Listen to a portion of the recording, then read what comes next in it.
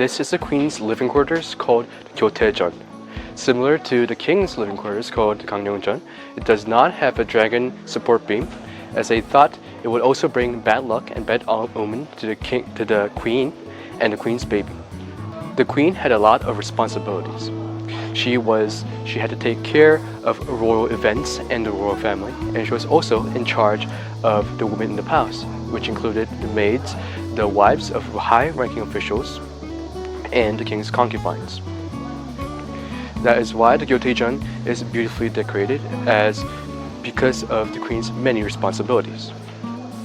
The Gyeongbokgung's floating screens include 10 longevity symbols like the pine tree, which symbolizes youth and longevity because it's always green. Another symbol in the floating screens are the long-living animal, which is turtle, which lives about 100 to 150 years, and also the crane, which lives longer than other birds.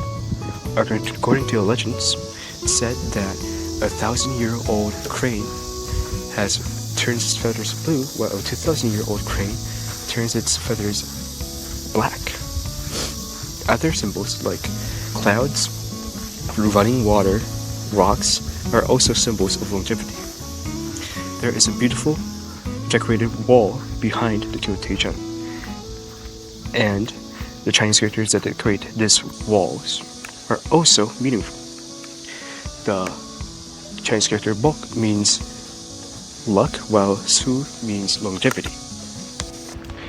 Now that we look at the Gyeongbokgung, we will look at the Amisan Mountain. The name Ami comes from a Chinese mountain, and this is basically a very traditional Korean garden that is made out of steps and in each step there are plants and beautiful patterns. And there's also two multiple chimneys in the back that are connected with the traditional Korean heating system, Ondo. And these chimneys were separated from the main building so they don't smudge the building with charcoal.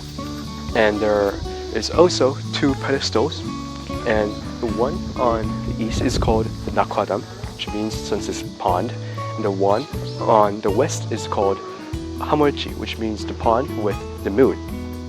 So these two pedestals with the other patterns of nature together symbolize the whole ecosystem.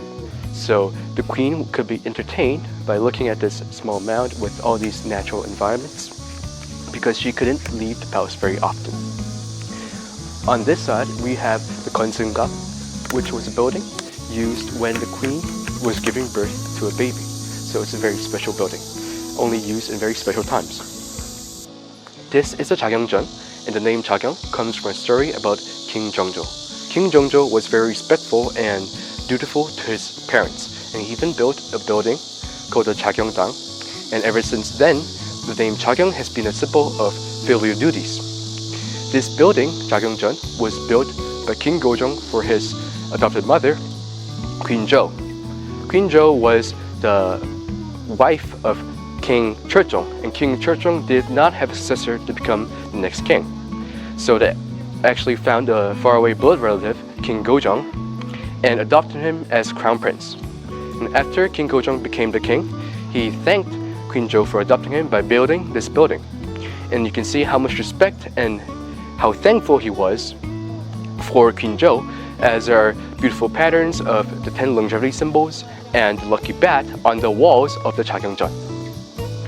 This is the Gyeongbokgung chimney, and this chimney was used to vent all the smoke from the Ondor right there. And you can see there are beautiful patterns of the 10 longevity symbols, and also there are the patterns of bats on each side. Bats were always a symbol of luck, as the pronunciation in Korean, Bok, is similar to the pronunciation of the word luck. And they were also active at night, so they're seen as hardworking, and they took care of pests like mosquitoes and other little bugs. So they've been recognized as a symbol of luck. There's also cranes, and cranes were always a symbol of long life, and they can also be seen in other paintings like the Ilor Obongdo. Below the 10 longevity symbols are the Burgasari, and the Burgasari is an amalgamation of different parts of animals. It had the body and head of a bear, and it also had a trunk of an elephant. It also had the claws of a tiger, and it had eyes of a cow. The pattern in the center is that of a goblin. And we'll more talk about the 10 longevity symbols. The 10 longevity symbols include the deer, the crane, the turtle, the elixir plant, the pine tree, and the bamboo tree, along with the natural environment such as the rocks, the clouds, the sun, and the flowing water. And these 10 symbols were believed to bring long life to whoever had these symbols in their houses. So that's why they built the symbol in the Jaegyeongjeon.